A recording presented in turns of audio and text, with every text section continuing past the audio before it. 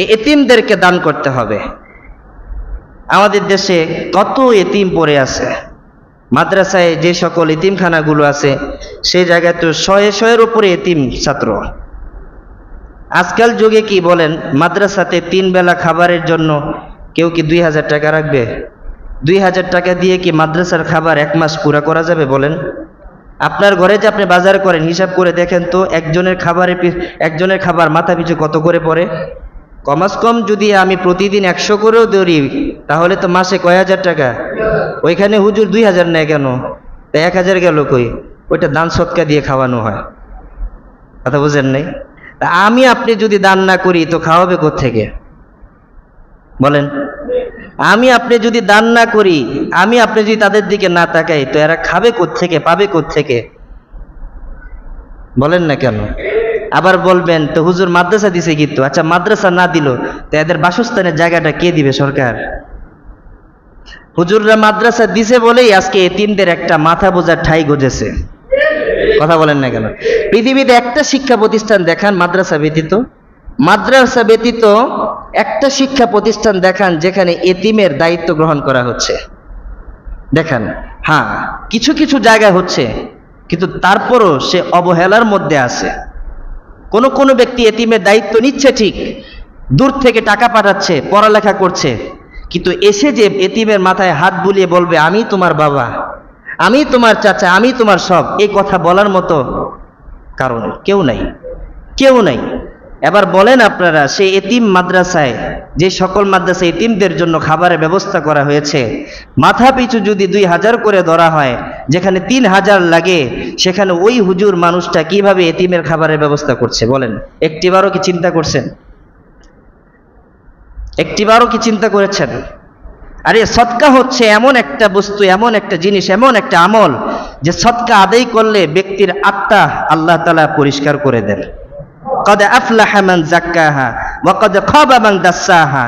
যে ব্যক্তি তার আত্মাকে পরিশুদ্ধ করতে পারলো সেই লাভবান হলো। যে ব্যক্তি তার আত্মাকে কলুষতার সাথে মিশ্রণ করালো সে ধোঁকায় পড়ে গেল, সে বোকা বনে গেল। অর্থাৎ সদকার মধ্যে যে এত পুণ্য রয়েছে, পবিত্রতার একটা বিষয় নিহিত রয়েছে, এ সদকা, ফিতরা, যাকাত যারা আদায় করছে না, আমি মনে করি তাদের দিলের ভিতরে এখনো দুর্গন্ধ ছড়ে বেড়াচ্ছে। আল্লাহ বলছেন যাবিল কুরবা ওয়াল ইয়াতামা, এতিমদেরকে দেখার জন্য, এতিমদের মাথায় হাত বুলার জন্য। আমার নবীজির মতো সবচেয়ে বড় এতিম দুনিয়াতে কে ছিল? অতঃপর তিনি এতিম থাকার পরেও তো কোনো এতিমের মাথা থেকে হাত সরান নাই। কথা বলেন না কেন?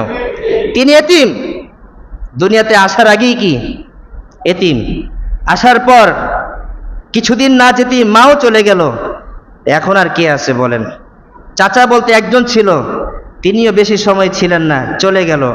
দুঃখের বছর যেটাকে বলা হয়, যে সময় রসুল থেকে সাল্লাল্লাহু আলাইহি ওয়াসাল্লাম থেকে দাদা চলে গেল, চাচা চলে গেল, আম্মাজান খাদিজা নিজের স্ত্রী চলে গেল, নবীজির আপন বলতে আর কেউ নাই।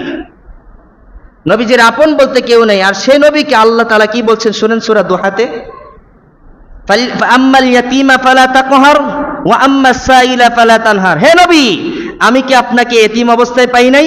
আমি কি আপনাকে এতিম থেকে উঠিয়ে এনে আমার রহমতের চাদরে আপনাকে আশ্রয় দান করি নাই? আপনিও এতিমদের থেকে মাথা উঠাই নেবেন না, আপনিও এতিমদের থেকে হাত উঠাই নেবেন না। আমি যেরকম ভাবে আপনাকে উঠাইছি, আপনিও ঠিক তদ্রুপ ভাবে এতিমদের দায়িত্ব নিয়ে এতিমদেরকে তাদের জায়গায় বসার সুযোগ করে দেন। আমার রসুল যদি এতিম থেকে এতিমের দায়িত্ব নিতে পারেন, তাহলে আমরা তো এতিম নয়, তাহলে আমাদের এত সম্পদ থাকার পরও, স্বার্থ থাকার পরও, সামর্থ্য থাকার পরও, ক্ষমতা থাকার পরও কেন এতিমের দায়িত্ব নিতে পারছি না? মাথা পিছু একজন ব্যক্তি যদি একজন এতিমের দায়িত্ব নেয়, পৃথিবীতে এতিম বলতে আর কেউ থাকবে না, কেউ থাকবে না। যাবিল কুরবা ওয়াল ইয়াতামা ওয়াল মাসাকিন। 3 নাম্বার মাসাকিন। মাসাকিন হচ্ছে এটা বহু বচন, এর এক বচন হচ্ছে মিসকিন। মিসকিন হচ্ছে এক বচন, মাসাকিন বহু বচন। আবু হুরায়রা রাদিয়াল্লাহু তাআলা আনহু থেকে হাদিস বর্ণিত, তিনি বর্ণনা করছেন, মিসকিন হচ্ছে ওই ব্যক্তি যেই ব্যক্তি দিন এনে দিন খায়, কারো দেখে মুখাপেক্ষী হয় না, ঘরের মধ্যে আছে, ঘরের মধ্যে থাকা অবস্থায় যা ইনকাম করে সেই ইনকাম দিয়েও তার ঘর চলে না, ন্যূনতম অবস্থায় তার ঘর চলে না। ভরণ পোষণের ব্যবস্থা করতে পারছে না, ইনকাম করে ঠিক, কিন্তু ইনকাম দিয়ে ঘর চলে, সে হচ্ছে প্রকৃত ভিক্ষুক, মিসকিন। সে মিসকিন নয় যে মানুষের বাড়ি বাড়ি গিয়ে খেজুর পাইলে খেজুর খেয়ে ফেলে, আপেল পেলে আপেল খেয়ে ফেলে, সে মিসকিন নয়। প্রকৃত মিসকিন হচ্ছে যে মানুষের কাছে হাত পাতে না, হাত না পেতেই সে চেষ্টা করে আমি কর্ম করে খাবো, কিন্তু কর্ম করে যখন সে ঘরে আসে হিসাব মিলায় দেখা যায় তার 3 বেলা খাবার হচ্ছে না। কি এমন মানুষ আছে কিনা? নাই। এরাই হচ্ছে প্রকৃত মিসকিন আবু হুরায়রার ভাষায়। এজন্য আবু হুরায়রা রাদিয়াল্লাহু তাআলা আনহু বলছেন, ওই সকল মিসকিনদেরকে গিয়ে গিয়ে দান করা, কারণ তারা তো আপনার কাছে হাত পাতবে না। অনেক ব্যক্তি আমার কাছে মাসালা জানে, হুজুর আত্মীয় স্বজনদেরকে যাকাত দেওয়া যায় কিনা, কি জিজ্ঞাসা করেন কি করেন না?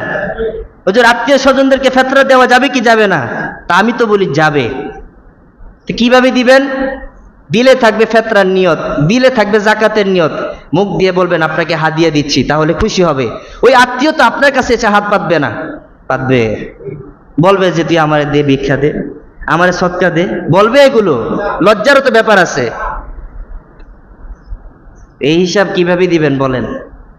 এখনো তো পৃথিবীতে সমাজে এত এত অভাবী মানুষ আছে, তাদের কাছে যে আমরা যাচ্ছি না, সম্পদ নিয়ে যাচ্ছি না, ওই হিসাবটা কিভাবে দিবেন?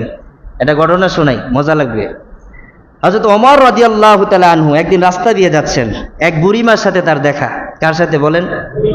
বুড়িমার সাথে। আমিরুল মুমিনিন, তিনি তখন বাদশা ছিলেন, অর্ধজাহানের খলিফা, একজন নেতা ছিলেন, প্রধানমন্ত্রী ছিলেন। তো ওমর জীর্ণ শীর্ণকায় 18 তালি যুক্ত একটা জুব্বা পরে রাস্তা দিয়ে হাঁটতেছে। দেশের প্রধানমন্ত্রী, কি মন্ত্রী বলেন? শরীরে কয়টা তালি? 18 তালি, জুব্বাতে। শরীর তেমন তরতাজাও না, বলিষ্ঠও না। আজকাল যুগে যারা ক্ষমতার আসীনে বসে, এদের শরীর দেখলে তো নিজের রোগ গণনায় আনা যায় না। কথা বলেন না কেন? এত সম্পদের পাহাড় করছে, ওদিকে সম্পদ তো ভেঙে ভেঙে পড়তেছে, আর এদিক থেকে তার শরীর থেকে গোস্ত ঝুলে ঝুলে পড়ছে। এত খাইছে হারাম, শরীরটারও বানাইছে, সম্পদও বানাইছে। এই হিসাব কিভাবে দিবে? তো ওমর এতটা হৃষ্টপুষ্ট না, সাদা সিধা, কিন্তু উঁচা লম্বা, বহুত লম্বা মানুষ ছিলেন। জুব্বা পড়তে একদম পায়ের টাকনু পর্যন্ত, কিন্তু ওই জুব্বাতে ছিল প্রায় 18টা তালি। কয়টা তালি? দেশের প্রধানমন্ত্রী তো আবার বাংলাদেশের না, অর্ধজাহানের, পুরা পৃথিবীটার অর্ধ অর্ধ। কথা বুঝেন নাই? অর্ধ বলতে কি? পুরা পৃথিবীর অর্ধজাহানের খলিফা ছিলেন। 18 তালি যুক্ত একটা জুব্বা পরে রাস্তা দিয়ে হাঁটতেছেন, বুড়িমার সাথে দেখা। তো বুড়িমার সাথে সাক্ষাৎ হয়েছে। বুড়িমা তো আর ওমরকে চিনে না, কারণ বুড়িমা বা ওই সময়ের সকল মানুষ জানে প্রধানমন্ত্রী, ওনার ব্যাপার স্যাপারই আলাদা। উনি কি আর এই রাস্তাঘাটে ঘুরবে, মানুষের খোঁজ খবর নিবে? ওনার তো উনি আসনে বসে থাকবে। তো বুড়িমাও চিনতে পারছে না। তো ওই বুড়িমার সাথে সাক্ষাতের সময় হযরত ওমর রাদিয়াল্লাহু তাআলা আনহু জিজ্ঞাসা করলেন, বুড়িমা আপনি কি এই দেশের যিনি খলিফা তাকে কি চিনেন? ওমরকে চিনেন? চিনি তো। কেমন মানুষ? একদম খারাপ। কি একদম বজ্জাত, ভালো না, খারাপ মানুষ। বুড়িমা বলতেছে, কাকে বলে? ওমরকে বলে। কিন্তু বুড়িমা ওমরকে চিনিই না, জানেই না উনি খলিফাতুল মুসলিমিনের সামনে কথা বলতেছে। ওমরকে চিনেন? বুড়িমা বলছে চিনি। কেমন? ভালো না। কেন ভালো না? একজন রাষ্ট্রপ্রধান, রাষ্ট্র তার উপরে সারা পৃথিবীর মানুষের কয়েকটি কাজ অর্পণ করেছে, যেগুলো আদায় করা ফরজ। একটা হচ্ছে কর্ম, বাসস্থান, খরপোশ, ব্যবসা বাণিজ্য, সুস্থ অসুস্থতা, এই সকল বিষয়ে সরকারের উপর দায়িত্ব, আদায় করা ফরজ। যদি ওমর ভালো হইতো, তাহলে আমি যে এখনো মিসকিন অবস্থায় আছি, আমার ঘরে যে খানা পিনা নাই, সে যদি ভালো হইতো তাহলে আমার ঘরে এখন খানা পিনার অভাব থাকতো না। সে ভালো না। ওমর রাদিয়াল্লাহু তাআলা আনহু তিনি আবার পাল্টা প্রশ্ন করলেন যে আপনার ঘরে যে খাবার দাবার নাই, আপনি যে মিসকিন অসহায়, আপনি কি কখনো ওমরকে গিয়ে বলছেন? আপনি কি কখনো প্রধানমন্ত্রীর কার্যালয়ে গিয়ে বলেছেন যে আপনার ঘরে খাবার নাই? বুড়িমা রেগে মেগে চটে বলল, এই বোকা মানুষ, তুমি কি রাসূলের হাদিস পড়ো নাই? তুমি কি ইসলাম সম্পর্কে অবগত নও? তুমি কি এটা জানো না? তুমি কি হাদিস পড়ো নাই? তোমার কাছে কি রসুলের কোনো হাদিস পৌঁছায় নাই? হযরত ওমর কৌতূহল বশত জিজ্ঞাসা করলো, আচ্ছা কি হাদিস? রসুলের এমন কি হাদিস আছে? তুমি কি জানো না আল্লাহ রসুল বলেছেন যাকে কর্তৃত্ব দেওয়া হয় তার উপরে আবশ্যকীয় কর্তব্য প্রত্যেকের কাছে গিয়ে যোগাযোগ করা এবং তাদের খোঁজ খবর নেওয়া। সুবহানাল্লাহ। তুমি কি জানো না যার হাতে ক্ষমতা দেওয়া হয় রসুল বলেছেন সে গিয়ে খোঁজ খবর নিবে আমার উম্মতের মধ্যে কে অসহায় আছে, কে খেতে পারছে না। তুমি কি জানো না? রসুলের হাদিস পড়ো নাই?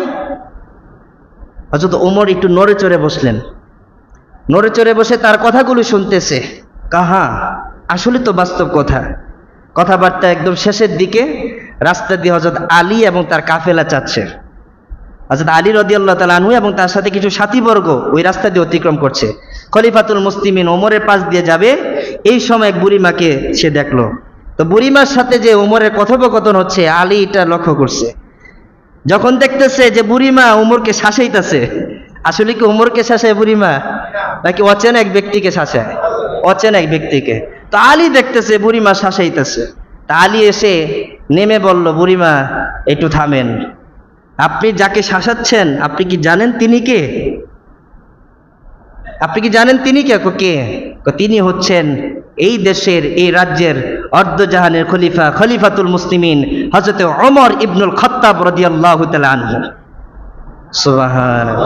বুড়িমা শুনে লা ইলাহা ইল্লা আনতা সুবহানাকা ইন্নী কুনতু মিনাজ জালিমিন, চোখ উপরের দিকে উঠে গেছে। এমনি বুড়া হয়ে গেছি, মৃত্যু কিছুদিন পরে, মৃত্যু যে এখনই চলে আসবে এটা কে জানে।